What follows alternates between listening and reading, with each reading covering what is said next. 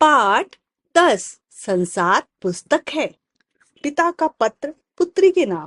प्रिय इंदु, तुम मेरे साथ रहती हो तो अक्सर मुझसे बहुत सी बातें पूछा करती थी और मैं उनका जवाब देने की कोशिश करता था। लेकिन अब जब तुम मसूरी में हो और मैं इलाहाबाद में, हम दोनों उस तरह की बातचीत नहीं कर सकते। इसलिए मैंने इरादा किया है कि कभी कभी तुम्हें इस दुनिया की और उन छोटे बड़े देशों की जो इस दुनिया में हैं, छोटी छोटी कथाएं लिखा करूं। तुमने हिंदुस्तान और इंग्लैंड का कुछ हाल इतिहास में पढ़ा है, लेकिन इंग्लैंड केवल एक छोटा सा टापू है और हिंदुस्तान तो बहुत बड़ा देश है। फिर भी दुनिया का एक छोटा सा हिस्सा है। अगर तुम्हें इस दुनिया का कुछ हाल जानने का शौक है, तो तुम्हें इन सब देशों का और उन सब जातियों का जो इसमें बसी हुई हैं, ध्यान रखना पड़ेगा। केवल उस छोटे से एक देश का नहीं जिसमें तुम पैदा हुई हो। मुझे मालूम है कि इन छोटे छोटे खतों में बहुत थोड़ी सी बातें ही बतला सकता हूँ, लेकिन मुझे आशा है कि इन छोटी सी बातों को भी तुम शौक से पढ़ोगी और समझोगी कि दुनिया एक है और दूसरे लोग जो इसमें आबाद है हमारे भाई बहन हैं। जब तुम बड़ी हो जाओगी तो तुम दुनिया और उसके आदमियों का हाल मोटी मोटी किताबों में पढ़ोगी। उसमें तुम्हें जितना आनंद मिलेगा उतना किसी कहानी में नहीं मिला होगा। तुम तो जानती हो कि यह धरती लाखों करोड़ों वर्ष पुरानी है और बहुत समय तक इसमें कोई आदमी भी न था।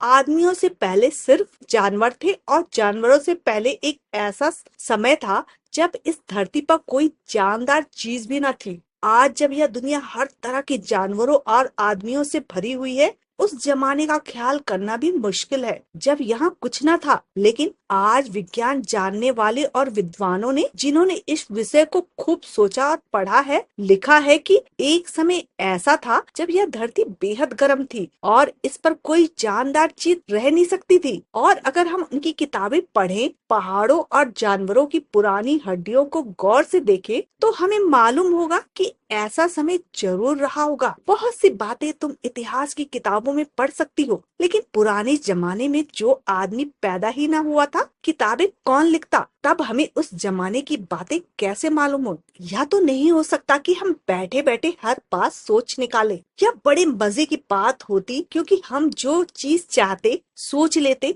और सुंदर पात्रों की कहानियां गढ़ लेते। लेकिन जो कहानी किसी बात को देखे बिना ही गढ़ ली जाए, ठीक कैसी हो सकती है? लेकिन खुशी की बात है कि उस पुराने जमाने की लिखी हुई किताबें न होने पर भी कुछ चीजें ऐसी हैं जिनमें हमें उतनी ही बातें मालूम होती है जितनी किसी किताब से होती। यह पहाड़, समुद्र, सितारे, नदियाँ, जंगल, जानवरों की पुरानी हड्डियां और इसी तरह की और भी कितनी चीजें हैं जिनसे दुनिया का पुराना हाल मालूम हो सकता है। मगर हाल जानने का असली तरीका यह नहीं है कि हम केवल दूसरों की लिखी हुई किताबें पढ़ लें, बल्कि खुद संसार रूपी किताबें पढ़ें।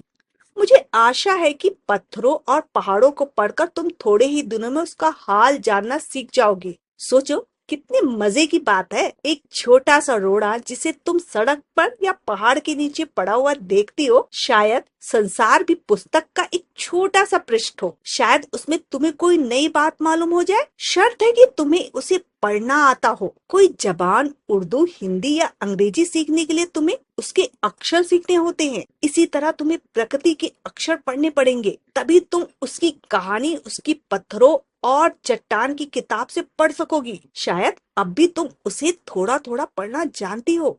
जब तुम कोई छोटा सा गोल चमकीला रोड़ा देखती हो, तो क्या वह तुम्हें कुछ नहीं बतलाता? यह कैसे गोल, चिकना और चमकीला हो गया? और उसके खुरदरे किनारे या कोने का क्या हुआ? अगर तुम किसी बड़ी चट्टान को तोड़कर उसके टुकड़े टुकड़े कर डालो, तो हर एक टुकड़ा खुरदरा और नुकीला होगा। यह गोल चिकने रोड़े की तरह नहीं होता। फिर यह रोड़ा कैसे इतना चमकीला, चिकना और गोल हो गया? अगर तुम्हारी आंखें देखे और कान सुने, तो तुम उसी के मुंह से उसकी कहानी सुन सकती हो। वह तुमसे कहेगा कि एक समय, जिसे शायद बहुत दिन गुजरे हों, वह भी एक चट्टान का टुकड़ा था। ठीक उसी टुकड़े की तरह इसमें किनारे और कोने होते हैं, जिसे तुम बड़ी चट्टानों से तोड़ती हो। शायद वह किसी पहाड़ के दामन में पड़ा रहा, तब पानी आया और उसे बहाकर छोटी घाटी तक ले गया। वहां से एक पहाड़ी नाले ने ढकेल कर उसे एक छोटे से दरिया में पहुंचा दिया। इस छोटे से दरिया से वह बड़े दरिया में पहुंचा। इस तरह वह दरिया के पेंदे में लुढ़कता रहा, उसके किनारे घिस गए और वह चिकना और चमकदार हो गया। इस तरह वह कंकड़ बना जो तुम्हारे सामने है। किसी वजह से दरिया उसे छोड़ गया और तुम उसे पा गई। अगर दरिया उसे और आगे ले जाता तो वह छोटा होते होते अंत में बालू का एक जर्रा हो जाता और समुद्र के किनारे अपने भाइयों से जा मिलता, जहाँ एक सुंदर बालू का किनारा बन जाता जिस पर छोटे छोटे बच्चे खेलते और बालू की घरोंदे बनाते। अगर एक छोटा सा रोड़ा तुम्हें इतनी बड़ी बातें बता सकता है तो पहाड़ों और दूसरी चीजों से जो हमारे चारों तरफ है हमें और कितनी बातें मालूम हो